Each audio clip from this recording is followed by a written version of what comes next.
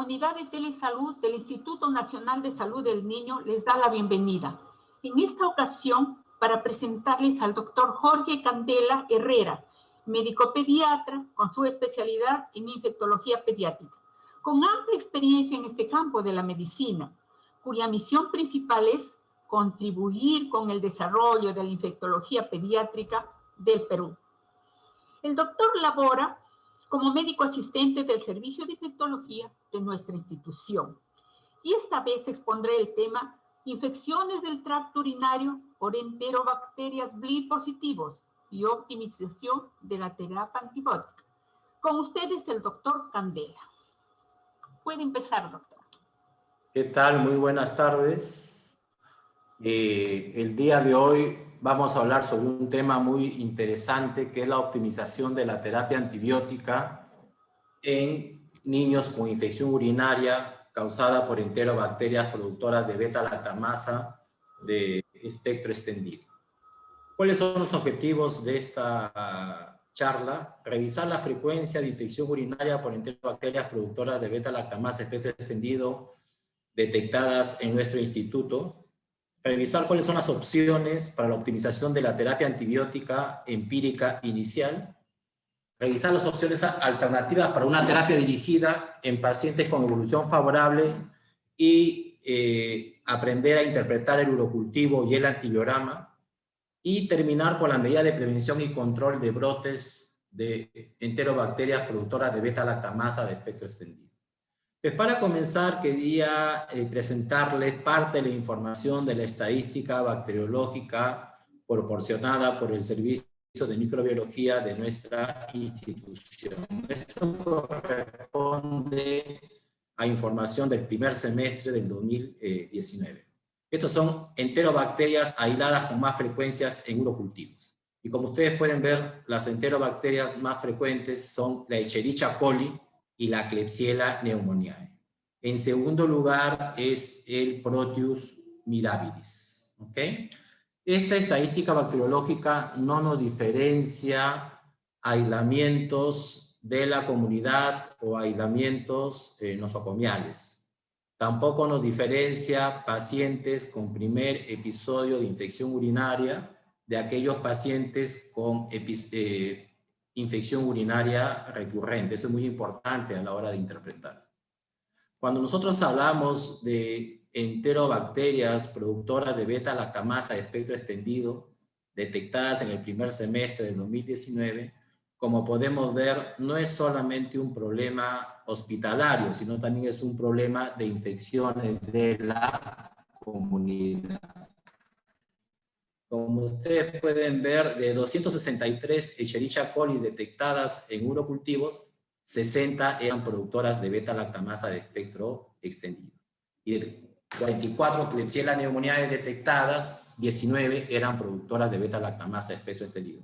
Y este problema de las enterobacterias productoras de beta-lactamasa de espectro extendido no solamente lo vemos en pacientes hospitalizados, sino también pacientes que acuden a la consulta externa. Y les vuelvo a recalcar que esta información no diferencia pacientes con urocultivo positivo por primer episodio de infección urinaria o urocultivo positivo en pacientes con infección urinaria recurrente. Esta es una información que deberíamos nosotros elaborar, ¿no? Y estos son los patrones de susceptibilidad de las enterobacterias aisladas en urocultivo de consulta externa. Como digo, el que sea urocultivo de consulta externa no necesariamente nos dice que son infecciones de la comunidad, porque pueden ser pacientes que ya han estado hospitalizados anteriormente o que acuden frecuentemente al hospital por problemas crónicos y tienen factores de riesgo nosocomial. Pero en general, hablando de Escherichia coli, que como sabemos es la etiología más frecuente del primer episodio de infección urinaria, ¿no? Ustedes pueden ver el porcentaje de sensibilidad, ¿no? Usualmente la terapia empírica inicial para el tratamiento de una infección urinaria alta o infección urinaria complicada es la cefalosporina de tercera generación, que puede ser cefotaxima o ceftriaxona.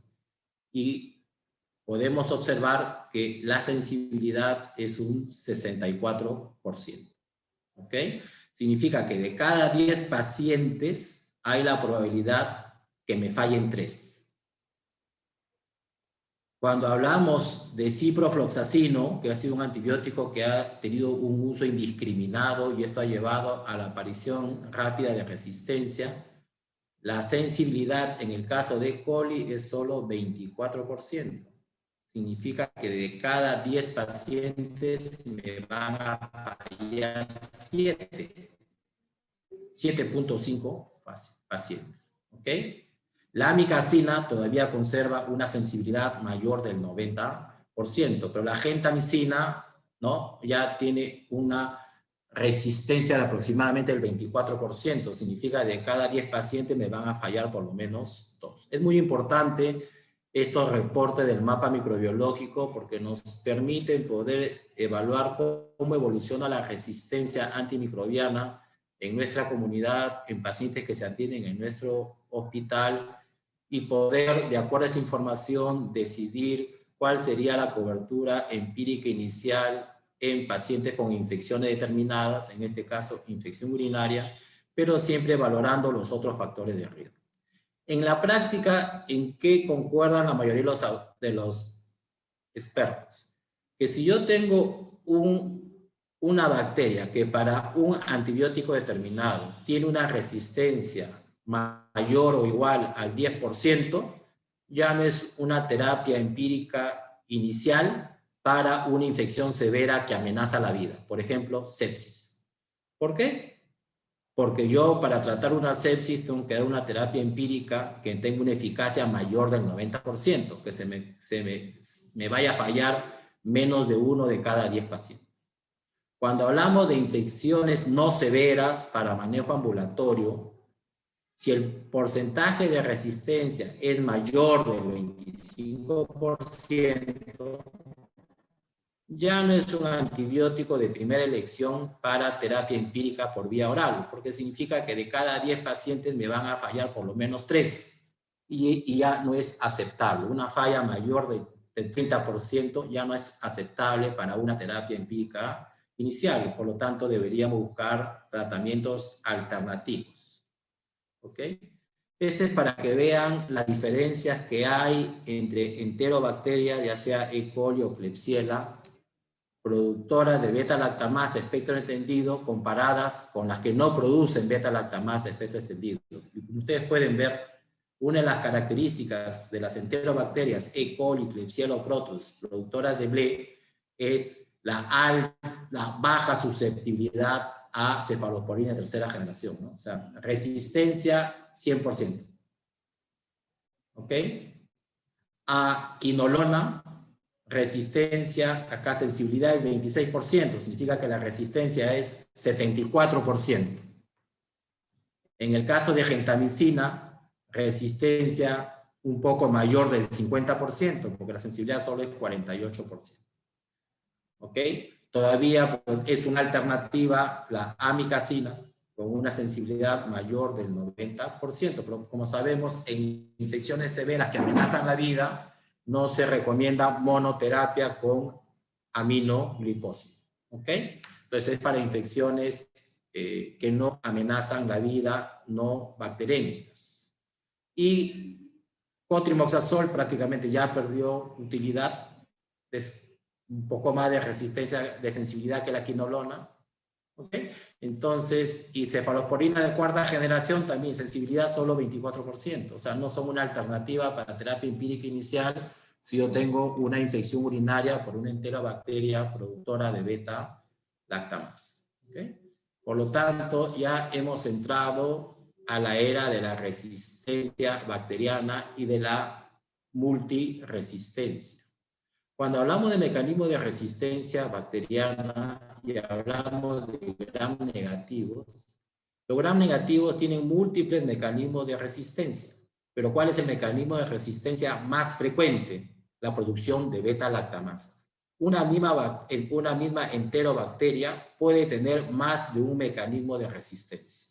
puede tener producción de beta-lactamasas, puede tener alteración de la permeabilidad como cierre de porinas, puede tener además bomba de flujo o puede tener además alteración de la proteína ligadora de penicilina. ¿Ok? Entonces, las bacterias, si bien es cierto, pueden tener un patrón, un mecanismo de resistencia predominante, una enterobacteria puede tener más de un mecanismo de resistencia.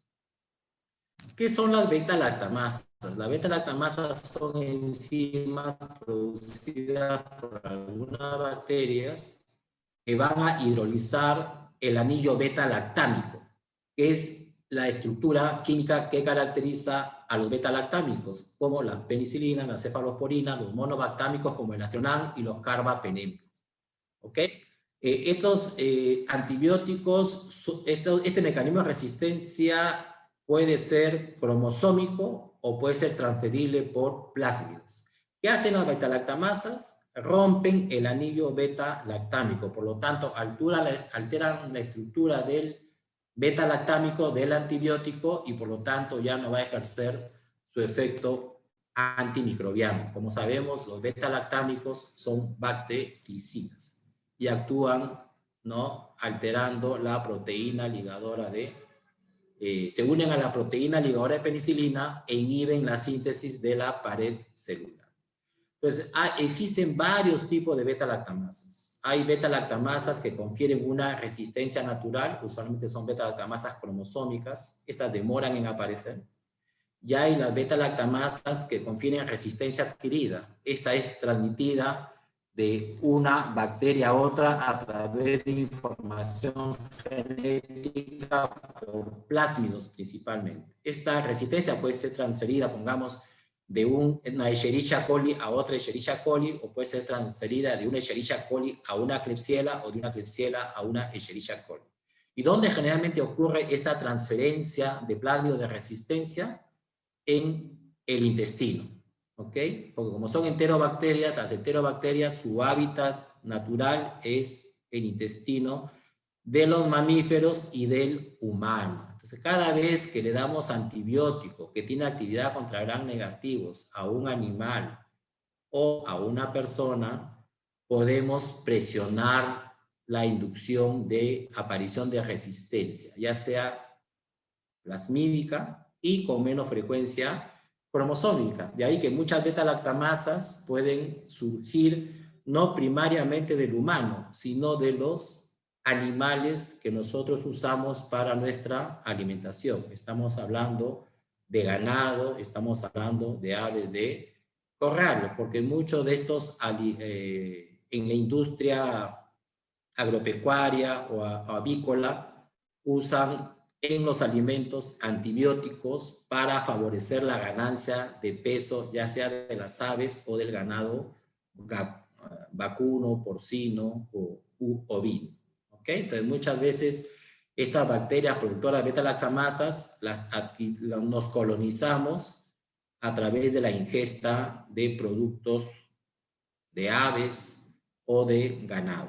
¿Okay? Hay varios tipos de beta-lactamasas. Hay las penicilinasas, las beta-lactamasas de espectro extendido, las beta-lactamasas de tipo AMC, las beta-lactamasas de tipo OXA, hay las carbapenemasas, y lo que nos vamos a ocupar el día de hoy son de las beta-lactamasas de espectro extendido. ¿Qué características tienen estas beta-lactamasas?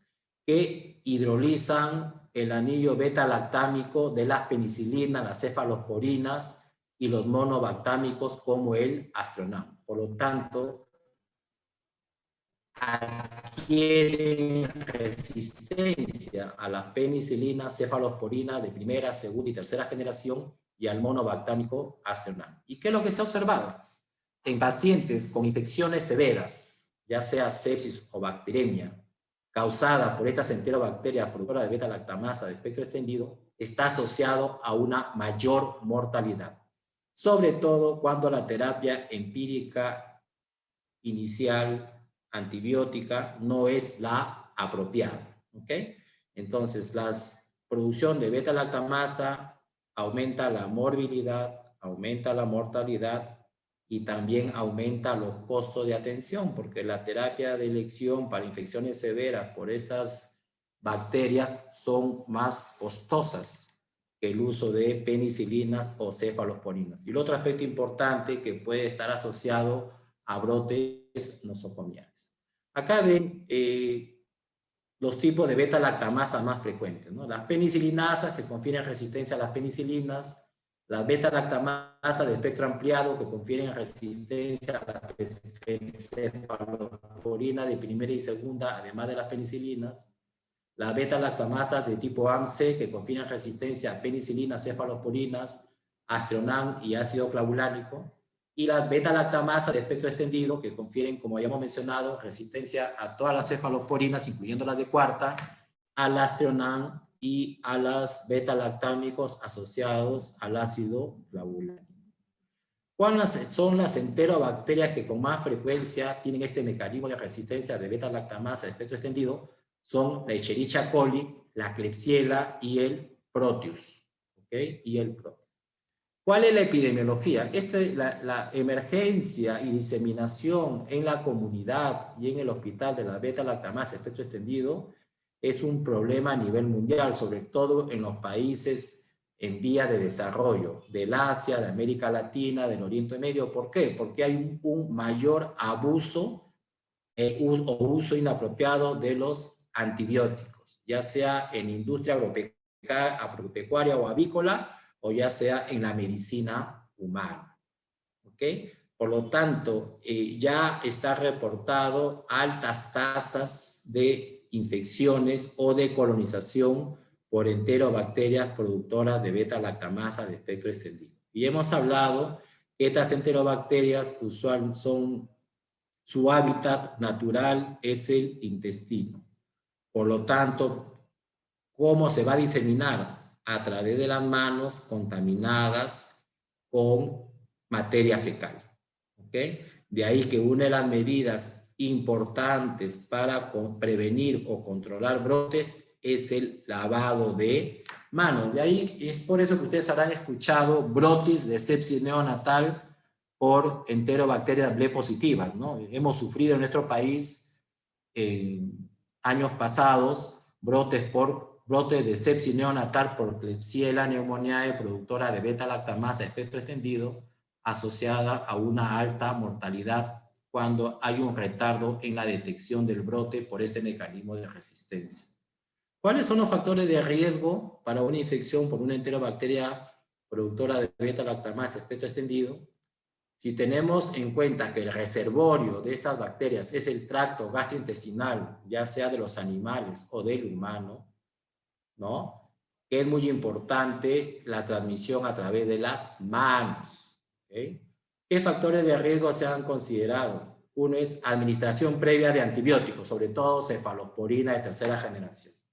Las comunidades o los hospitales que tienen un uso incrementado de cefalosporina de tercera generación, usualmente tienen prevalencias más elevadas de infecciones por enterobacterias productoras de beta-lactamasa de espectro extendido.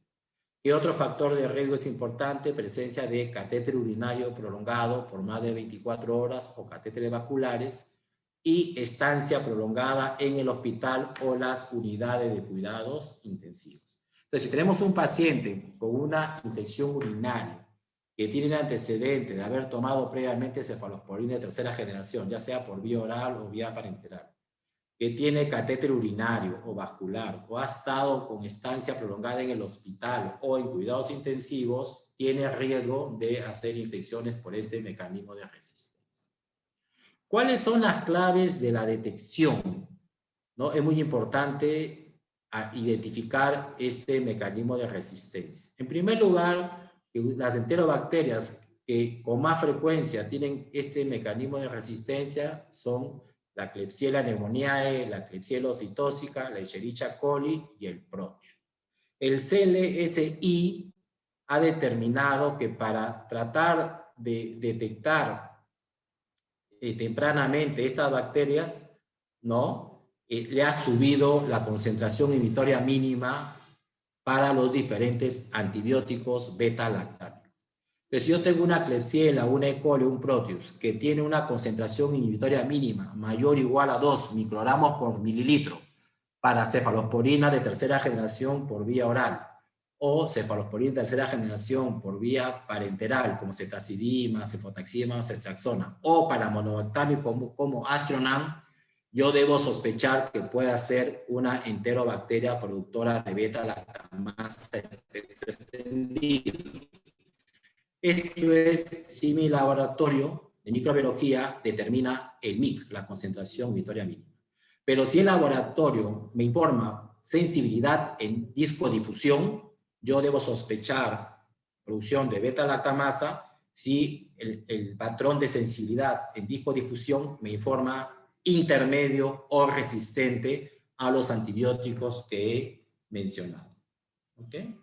Estos son el estándar actual para sospechar BLE, ¿no? Una disminución del halo de inhibición con respecto al estándar anterior para ceftriaxona, cefotaxima, ceftazidima, cefodoxima o Astronan, o una concentración unitaria mínima mayor o igual a 2 microgramos por mililitro, en el caso de E. coli, Klebsiella, neumonía de Klebsiella o citósica. En el caso de Proteus mirabilis, ¿no? Ahí también tienen los puntos de corte de sensibilidad en disco, ¿no?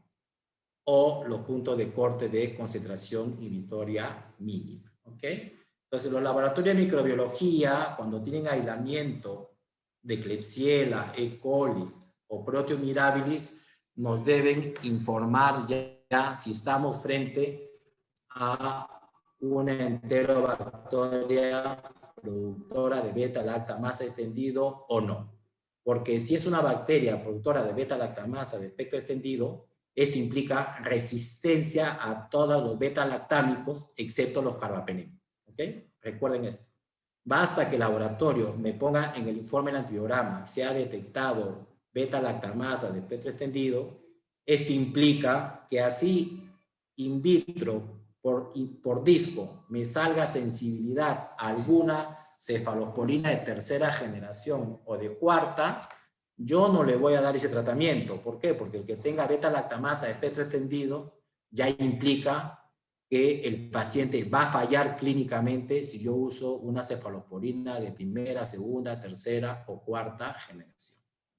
¿Qué prueba hace el laboratorio para tratar de confirmar esta producción de beta-lactamasa de espectro extendido? O sea, el diagnóstico de detección de BLE puede hacerse por métodos automatizados, puede hacerse por el método de ITES, que son métodos que determinan concentración inhibitoria mínima, pero también hay la prueba del disco, ¿no? En el cual se compara la cefotaxima o la ceftazidima en un disco puro comparado con un disco de cefotaxima combinada con ácido clavulánico o ceftazidima combinada con ácido clavulánico. ¿Cómo se interpreta esta prueba? Si yo al combinar el disco de cefotaxima con ácido clavulánico aumenta el halo de inhibición, ya sea para cefotaxima más clavulánico o ceftazidima más clavulánico, comparado con el disco puro de cefotaxima o ceftazidima, esto es un parámetro cualitativo que me indica que esa enterobacteria es productora de beta-lactamasa de espectro extendido. Porque in vitro, las enterobacterias productoras de beta-lactamasa de espectro extendido son sensibles a los inhibidores de beta-lactamasa, como el ácido clavulánico, el sulbactam o el tazobactam. ¿Ok? Entonces, en el antibiograma, supongamos que usted tiene un urocultivo que detectan E. coli, Klebsiella o Proteus mirabilis. ¿Ok? ¿Y qué tienen que buscar? Cefalosporinas de tercera, cuarta y Astronan. Si en disco es informado como resistente, entonces me voy a buscar sensibilidad a amoxicillin clavulánico, ampicillin o pipetazo y sensibilidad a cefoxitina. Si es resistente a céfalo de tercera, cuarta y Astronan y es sensible in vitro a algún antibiótico beta-lactámico combinado con inhibidor de beta-lactamasa y a cefoxitina, ese patrón me indica que es una entera bacteria productora de beta-lactamasa de espectro extendido. Por lo tanto, así in vitro, pongamos, porque algunas veces en el antibiograma nos informan cefotaxima resistente, ceftriaxona sensible, ceftazidima sensible, pero tiene el patrón del BLE. No, no puedo usar ni ceftriaxona ni ceftazidima porque el paciente me va a fallar. Ya me está indicando que es una BLE. ¿Ok? Ya me está indicando que es una BLE. Entonces, hay un tipo de BLE que se conoce como cefotaximasas. Estas cefotaximasas tienen una característica, que hidrolizan preferentemente cefotaxima y ceftriaxona, o sea, in vitro, en disco salen resistentes a cefotaxima y ceftriaxona, pero tienen una menor hidrólisis para ceftazidima. Por lo tanto, in vitro aparentemente las reportan como sensibles a ceftazidima. Si ustedes tienen una enterobacteria, E. coli, Klebsiella o Proteus, que les sale resistente a cefotaxima y o ceftriaxona, pero sensible a ceftazidima y tiene el patrón del BLE, porque es sensible a ácido clavulánico y sensible a cefoxitina, no pueden usar ceftazidima. ¿Por qué? Porque el paciente les va a fallar. ¿Ok? Basta que sea BLE para que el paciente falle a cefalosporinas de primera, segunda, tercera, cuarta generación y monobactámico como el Astrona. El otro aspecto importante en relación a las enterobacterias productoras de beta-lactamasa efecto extendido es que el plásmido que porta la información de resistencia de producción de esta beta-lactamasa puede portar información de resistencia a otra familia de antibióticos. Esto es común, por ejemplo, corresistencia a tetraciclinas, cloranfenicol, cotrimoxazol, aminoglicósidos y hasta en un 60% resistencia a las quinolonas. Por lo tanto, si en su hospital, en los aislamientos de ITU adquirida en el hospital, la prevalencia de enterobacterias productoras de BLE es alta, ya los aminoglicósidos y las quinolonas no son terapia empírica inicial. Tampoco lo son las cefalosporinas de tercera generación. ¿Por qué? Porque si la prevalencia de enterobacterias productoras de BLE en su hospital es mayor del 60%, ¿no? Y ustedes dan ceftriaxona, aminoglicósidos o quinolonas, tiene una alta probabilidad de falla terapéutica. Y si el paciente tiene una infección severa, pues esto está asociado a mayor morbilidad y mortalidad y una estancia hospitalaria más prolongada. Por lo tanto, en la actualidad, si yo sospecho ITU por una enterobacteria productor de beta-lactamasa efecto extendido, aminoglicósidos, quinolonas y cotrimoxazol no serían la primera elección para una terapia empírica inicial cuando yo sospecho una enterobacteria productora de esta beta-lactamasa. ¿Y qué es lo que se ha visto? Que en infecciones severas, sepsis, bacteremia, este es un estudio clásico, la mortalidad es mayor cuando yo tengo una enterobacteria productora de BLE. Este es un estudio clásico del año 98 en el cual aislamientos en sangre de Klebsiella, ceftazidima resistente, que es un marcador de BLE, en 11 hospitales de 7 países, de los cuales 80 eran BLE positivas, se asoció, ¿no?, a una menor mortalidad cuando se utilizó como terapia empírica un carbapenem comparado con una cefalosporina de tercera generación, una quinolona, una cefalosporina de cuarta generación o piperacilina, tazobactam. ¿Ok? Entonces, la terapia empírica inicial de elección en una infección severa por una enterobacteria productora de beta-lactamasa efecto extendido es un carbapenem. Este es otro estudio, este clásico, el estudio Chiapa, en el cual también pacientes con Klebsiella pneumoniae o E. coli resistentes a ceftazidima, que eran productoras de BLE, ¿no? La menor mortalidad, ¿en quiénes se observó? En pacientes en los cuales la terapia empírica inicial fue un carbapenem. ¿En quiénes se dio mayor mortalidad? En los cuales la terapia empírica inicial fue una cefalosporina de tercera generación. Estos dos estudios fueron realizados en pacientes bacteriémicos, ¿no? Bacteriémicos. Pero en general se extrapola que si yo tengo un paciente con una sepsis, ¿no? Y sospecho que pueda, entre la etiología, una enterobacteria productora de beta-lactamasa, espectro extendido, la terapia empírica inicial debería ser un carbapenem. Otro aspecto importante es el efecto inóculo, ¿no? ¿Qué sucede? Cuando nosotros hacemos un antibiograma, tenemos un inóculo estándar, ¿no? Y también tenemos una concentración estándar de antibiótico en el disco con el cual hacemos la prueba de sensibilidad. Entonces, ¿qué sucede? Cuando el inóculo es bajo, la concentración inhibitoria mínima para ese antibiótico puede ser baja, lo cual implicaría que es sensible. Por lo tanto, uno podría decir, lo voy a tratar con amoxicilina clavulánico o piperacilina de Tazobactam, o lo voy a tratar con cefepime, ¿no? Pero in vivo el inóculo puede ser alto. ¿En qué circunstancias puede ser el inóculo alto? Por ejemplo, un paciente con sepsis con o sin bacteremia.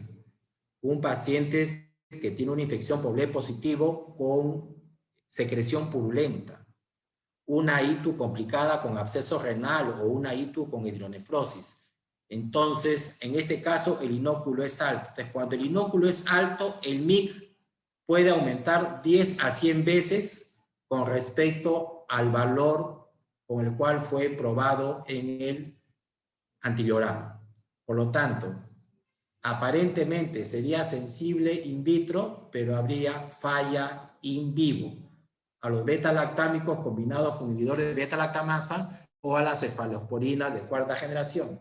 Y es por esto que la terapia empírica inicial en una infección severa por una enterobacteria B positiva es un carbapenem. Y esto se mostró en este estudio, ¿no? Este es un estudio que comparó carbapenem versus piperacilina tazobactam. Este fue un estudio retrospectivo en pacientes con bacteremia por una enterobacteria productora de BLE. ¿Qué es lo que se observó? Que la mayor mortalidad se observó en los pacientes que fueron tratados con piperacilina tazobactam, que fue del 17%, comparado con los que fueron tratados con un carbapenem. Entonces, la terapia empírica inicial de elección, si yo sospecho una infección severa por una enterobacteria productora de beta-lactamasa espectro extendido, es un carbapenem. ¿Ok? Si yo le doy pipetazo, la probabilidad de falla al tratamiento y muerte es mayor. Por lo tanto, si yo quiero optimizar la terapia antibiótica en infecciones por enterobacterias productoras de beta-lactamasa espectro extendido, ¿cuáles son los antibióticos de primera elección? Son los carbapenem. ¿Con qué carbapenem tenemos disponibles? Tenemos el meropenem, el imipenem cilastatina, el doripenem y el ertapenem. ¿Qué diferencia el meropenem, imipenem, doripenem del ertapenem? En que meropenem, imipenem y doripenem, además de tener actividad contra estafilococo aureus meticilino sensible, coco gram positivos, enterobacterias, anaerobios, además tienen actividad contra pseudomonas. A diferencia del ertapenem, que es similar a los otros, pero no tiene actividad contra pseudomonas. Entonces, si nosotros hacemos un uso excesivo de meropenem, imipenem y doripenem en un paciente que tiene factores de riesgo de poder hacer en el futuro infecciones por pseudomonas, por ejemplo, pacientes con vejiga neurogénica asociada a mielomeningocele, pacientes que tienen alteraciones anátomo-funcionales de la vía urinaria, pacientes que tienen historia de infección urinaria recurrente, ¿no? Voy a ejercer una presión selectiva, ¿no? Para la emergencia de pseudomonas resistentes a los carbapenémicos, ¿ok? Entonces, el ertapenem tendría la ventaja que no seleccionaría la resistencia de la pseudomonas. Pero ¿qué es lo que se ha observado? Que cuando hay infecciones severas, sobre todo sepsis o pacientes de inmunidad crítica, yo comparo tratamiento con meropenem, imipenem o doripenem con ertapenem, la probabilidad de muerte o generación de resistencia en el curso de tratamiento es mayor con ertapenem que con los otros carbapenémicos. Por lo tanto, yo el ertapenem lo voy a reservar para infecciones no severas, infecciones urinarias no severas, causadas por enterobacterias Ble positivas. Estamos hablando pacientes con infección urinaria que no tienen sepsis, que no tienen absceso renal, que no tienen una hidronefrosis que implique que pueda tener un inóculo más alto de bacterias. En pediatría usualmente usamos meropenem, ¿no? ¿Por qué se prefiere el meropenem? Porque es preferido en neonatos, tiene menos eventos adversos, menos riesgo de convulsiones en el neonato. Se prefiere también en niños que tienen antecedentes de convulsiones previas. ¿Por qué? Porque el imipenem-cilastatina se ha visto que incrementa el riesgo de convulsiones en recién nacidos y pacientes con historia de epilepsia previa. Y el otro aspecto importante del meropenem es que es más fácil regular la dosis de acuerdo a la depuración de creatinina en pacientes que tienen falla renal. ¿Ok? Entonces, si yo tengo una infección severa que amenaza la vida, en pediatría podría usar meropenem, imipenem o doripenem, prefiriendo en edad pediátrica meropenem, sobre todo en neonatos, pacientes con antecedentes de convulsiones o pacientes en los cuales tengo que regular la dosis por falla renal. El ertapenem lo reservaré para pacientes con infección urinaria no sepsis, no crítica, ¿no? Para disminuir la presión selectiva de la emergencia de Pseudomonas resistente. Entonces, debemos de buscar alguna alternativa para evitar la presión selectiva del uso de ertapenem que incluyen cobertura contra Pseudomonas cuando no la necesitamos en una ITU por Ble. Entonces, estas son las fases de la respuesta al tratamiento antibiótico, ¿no? Acá tengo un paciente que me comienza a hacer una infección urinaria, acá comienzan a empeorar los síntomas, llega a la emergencia del hospital y es catalogado como una urosepsis o una ITU complicada. ¿Ok? Entonces, si el paciente tiene factores de riesgo de haber tenido episodio previo de una ITU por una enterobacteria Ble positiva, si tiene antecedentes de haber estado usando cefalosporina de tercera generación o tener un catéter urinario permanente, tiene factores de riesgo de una infección por una enterobacteria Ble positiva. Por lo tanto, la terapia empírica inicial será un carbapenem.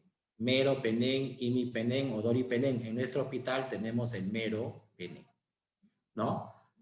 100 a 120 miligramos por kilo día dividido en cada 8 horas.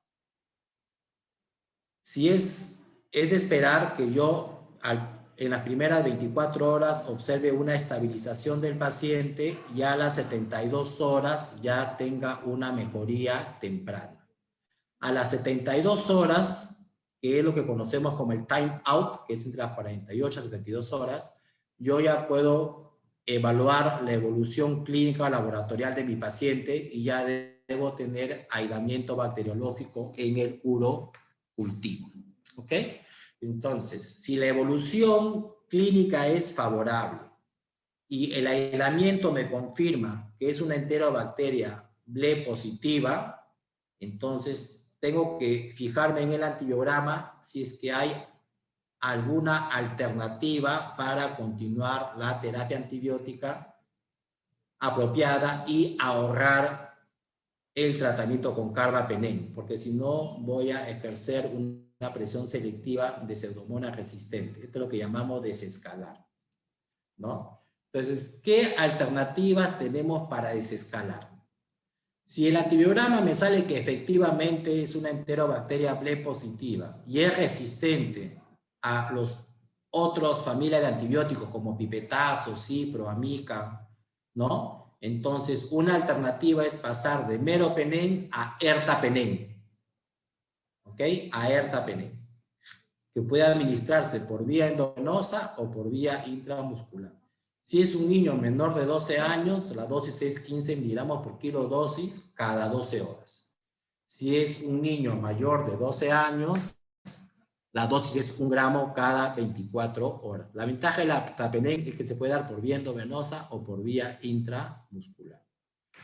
Si tengo en el antibiograma, no tengo disponible ertapenem en mi hospital, pero en el antibiograma tengo alternativas y el paciente a las 72 horas, la evolución clínica fue favorable, ya no tiene fiebre, el PCR ha caído, el hemograma se ha normalizado y no tiene otros factores de riesgo de severidad, ¿no? Yo podría buscar alternativas para completar el tratamiento antibiótico de una infección urinaria, que como ustedes saben es entre 7 a 14 días, en promedio 10 días.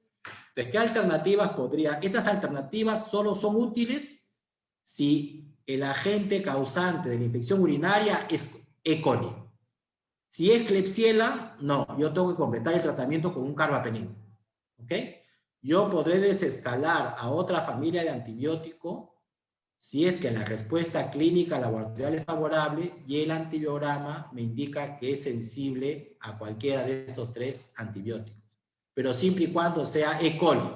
Si es Klebsiella, no, todo el tratamiento se completa con un carbapenem. Ahora, en el caso de pipetazo, podré usarlo si es que el MIC para la E. coli tiene un MIC bajo, tiene una concentración inhibitoria mínima baja, menor de 4 microgramos por mililitro. Podré usar, desescalar a ciprofloxacino si es E. coli y el MIC es menor o igual a 0.25. O podré desescalar a amicacina si es E. coli y en disco es sensible a amicacina. ¿Okay? Es decir, tengo que desescalar por vía endovenosa. Si el paciente tiene, supongamos que no es una pielonefritis, sino es una cistitis no complicada y yo puedo manejarlo por vía oral desde un inicio, ¿qué alternativas tengo yo para manejar cistitis no complicada por enterobacterias Ble positivas? Siempre y cuando el antibiograma me indique que es sensible. Nitrofurantoína, de 5 a 7 miligramos por kilo día, dividido en cada 6 horas por 5 días, aquí es muy importante, que es dividido en cada 6 horas por 5 días. Estamos hablando solo de cistitis no complicada por enterobacteria Ble positiva. Y la otra alternativa es la fosfomicina trometamol, que viene en sobre de 3 gramos, que en mayores de 12 años la dosis es 1 gramo vía oral, y en niños de 6 a 12 años es 2 gramos por vía oral en una dosis, ¿no? Estas alternativas usualmente las usamos en pacientes con vejiga neurogénica que hacen episodios de cistitis. No tienen fiebre, no tienen malestar general, no tienen dolor costo lumbar, por lo tanto tienen criterios básicamente de cistitis, porque tienen cambio en el aspecto de la orina, tienen leucocituria, tienen piuria y pueden tener polaquiuria, disuria o dolor suprapúbico. Entonces podríamos probar con una dosis única de fosfomicina trometamol o nitrofurantoína de 5 a 7 miligramos por kilo día cada 6 horas por 5 días. ¿Ok?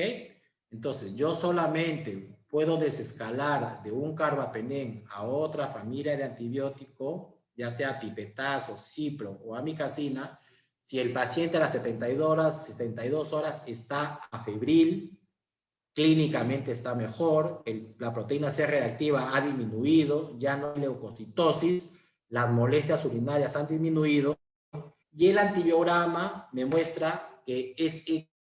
coli, ya sea sensible a pipetazo, cipro o amica, pero con un MIC bajo.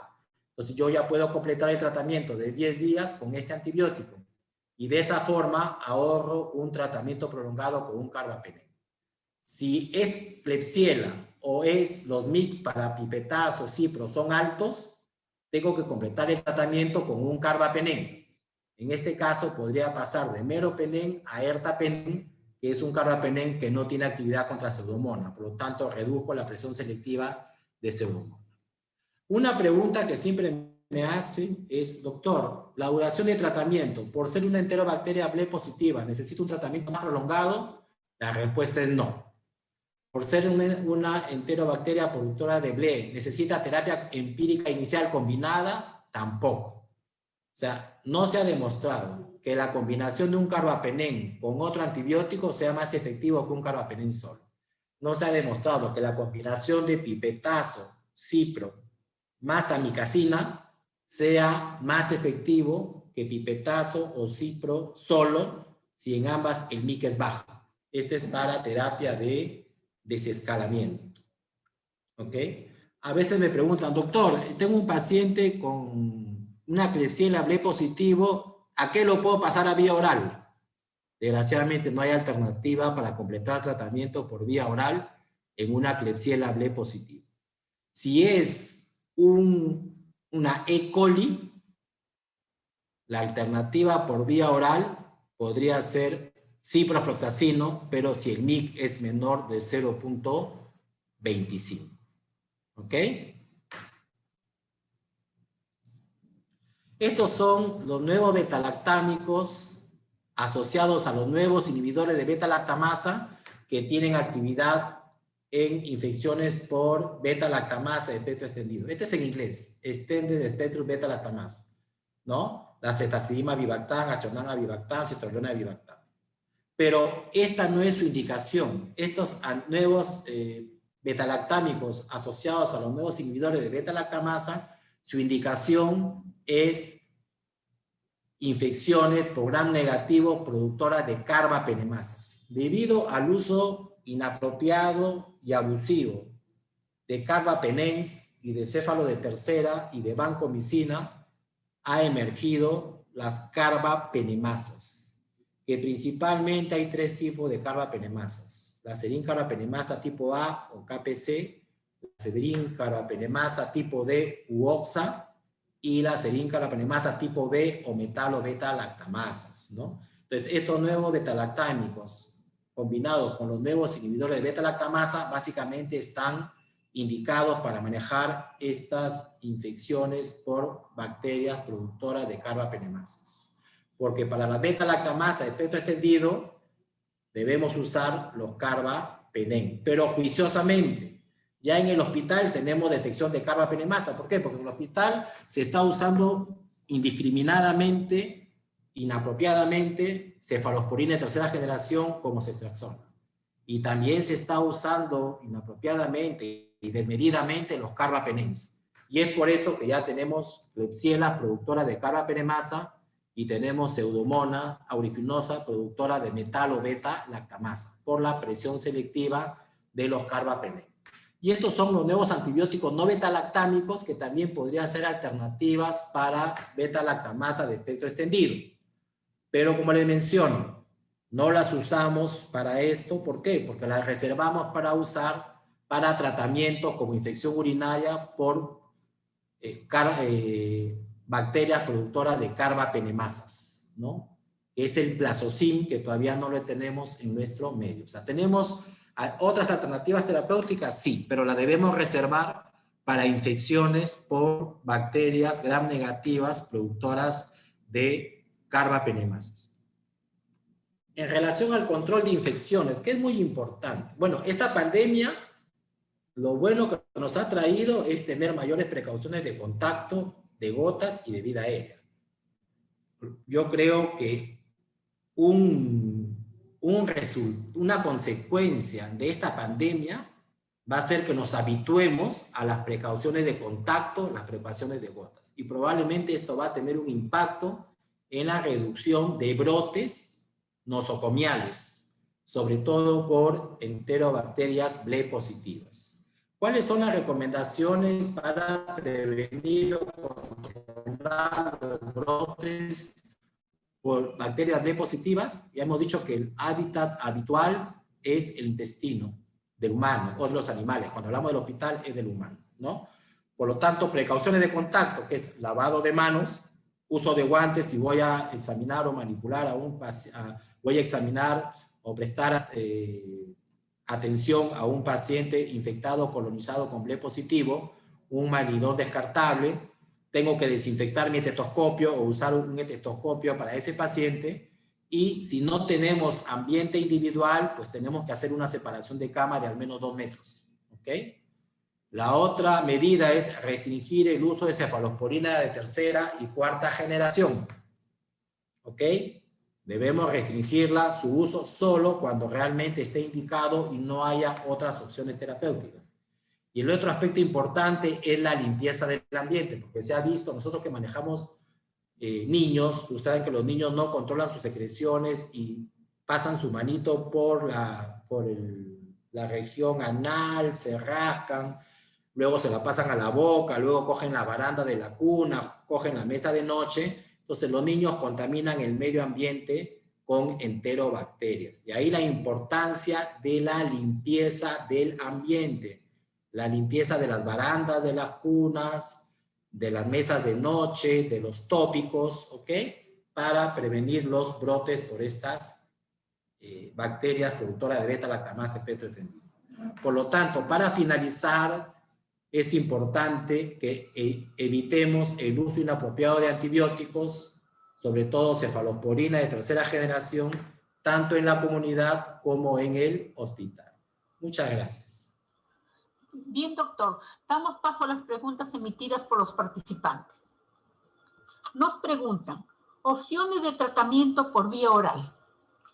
Ya la contesté. Les he dicho que si es Klebsiella no hay opción de tratamiento por vía oral. Si es E. coli y el MIC para ciprofloxacino es menor de 0.25 microgramos, ciprofloxacino podría ser una alternativa para completar el tratamiento por vía oral. Si es una cistitis no complicada, las opciones por vía oral es la fosfomicina o la nitrofurantoína. Nos emiten otra pregunta. ¿Solamente se contagia por vía oral?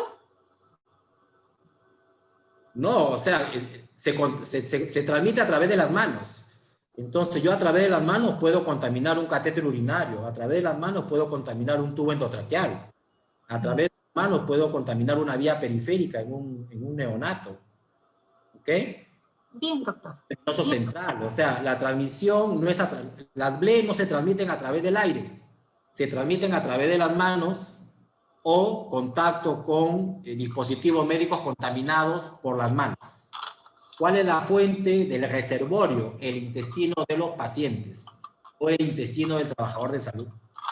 Ya es la importancia del lavado de manos y en el caso que yo tengo un paciente con una infectado o colonizado por una enterobacteria BLE positiva, debo usar precauciones de contacto, mandilón descartable, guante descartable, y una vez que me retiro el guante y el mandilón, lavaré apropiadamente las manos durante 20 segundos. Bien, doctor. En el chat agradecen por su muy buena exposición. También agradecemos nosotros, doctor Candela, y le invitamos a continuar participando de su experiencia, sus trabajos de investigación, puesto que usted dedica mucho tiempo a sus pacientitos en nuestro servicio de infectología. También agradecemos a los participantes y los invitamos a seguirnos a través del canal de YouTube y la página web de Telesalud del Instituto Nacional del Niño. Sus palabras finales, doctor, por favor. Bueno, realmente el objetivo de esta charla es un poco mostrarles el problema de la resistencia bacteriana tanto en la comunidad como en nuestro hospital, las pocas opciones terapéuticas que tenemos, porque más allá de los carbapenem no tenemos nosotros, ¿no? Y la importancia de lo que es la prevención y el control de infecciones. Hay que evitar que nuestros pacientes se infecten. Y el otro aspecto importante es el uso apropiado de los antimicrobianos. Muchas gracias. Gracias, doctor. Muy amable. Gracias. Hasta luego.